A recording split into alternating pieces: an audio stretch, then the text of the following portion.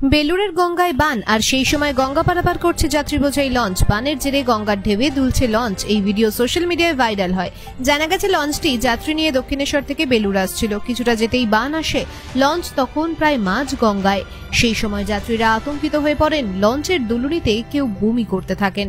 যদিও সবাই নিরাপদে পৌঁছন। বেলুর থেকে দক্ষিণেশ্বর পর্যন্ত ফেরি সার্ভিস চলে সারফেস ট্রান্সপোর্ট কর্পোরেশনের অধীনে।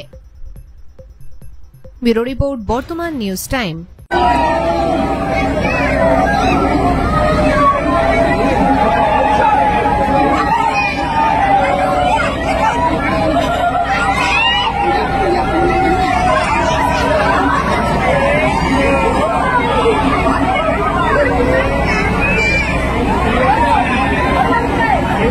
এই যে গত পরশুদিন এরকম জোয়ারের সময় একটা লঞ্চ ভয়ঙ্কর ভিডিও সামাজিক মাধ্যমে ঘোরাঘুরি করছে এবং মানুষ আতঙ্কিত হয়ে যাচ্ছে এবং যেটা দেখা যাচ্ছে যে উথাল পাতাল ঢেউয়ের মধ্যে লঞ্চটা যাত্রী নিয়ে মানুষ আত্মনাদ করছে। কি বলবেন, কতটা আতঙ্ক লাগে এরকম?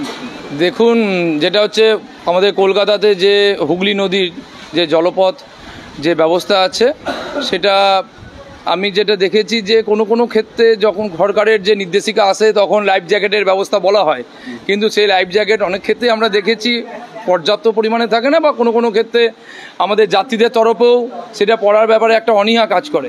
এবার দেখুন, জলপথে পুরোটাই প্রাকৃতিক পরিবেশের ওপর নির্ভর করে।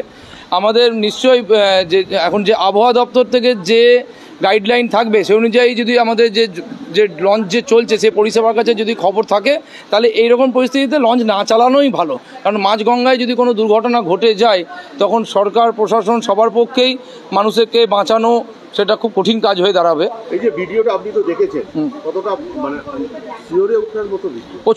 প্রচণ্ড আমিও দেখেছি, বা কোনো সময় আমি নিজেও দেখেছি যে গঙ্গা পেরোতে গিয়ে যখন বিশেষ করে বর্ষার দিনে এতটাই পরিমাণ ঢেউ ওঠে, খুবই ভয় লাগে।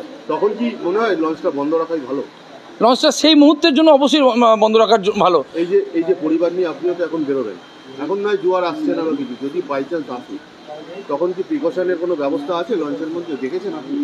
প্রিকশনের ব্যবস্থা মানে আমার যেটুকু মনে পড়ে, যেটা আপনার কিছুদিন আমি আপনার যেটা হচ্ছে লাইফ জ্যাকেট বা এগুলো দেখেছিলাম, তাও পর্যাপ্ত নয় মনে হয়। কারণ অফিস টাইমে যেভাবে হাওড়া থেকে আপনার হচ্ছে স্টেশন থেকে যে আমাদের যে যায় সেটা না, সরকারের তরফ থেকে আরও লাইফ জ্যাকেটের ব্যবস্থা করা আরও দরকার। এবং মানুষও কিন্তু লাইফ জ্যাকেট নিয়ে পড়ে না, তারাও হাতে নিয়ে থাকে। আমি মানুষকেও শুধু সরকারকে দোষ দেবো না, আমরাও লাইফ জ্যাকেটটা যেন প্রপার ওয়েতে যেন পড়ি, এটা দেখা দরকার। আপনার নাম? আমার নাম হচ্ছে আপনার সমর ঘোষ।